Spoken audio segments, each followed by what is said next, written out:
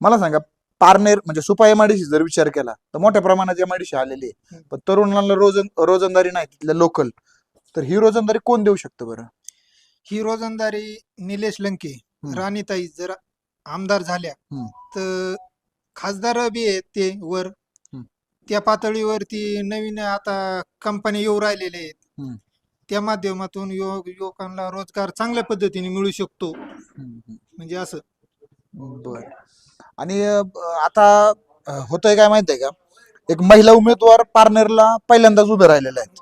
तर ह्या संधीचं कसं सोनं व्हायला पाहिजे? ह्या संधीचं सोनं जरूर होणार ना. म्हणजे वर खासदार असल्यामुळे त्यांना कसलीही अडचण भासणार नाही. हम्म.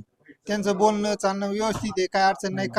कामं बी सगळ्यांच्या म्हणजे असं काही कार्यक्रमाला जाणं येणं हे त्यांचं चालू आहे, तशी अडचण येणार नाही.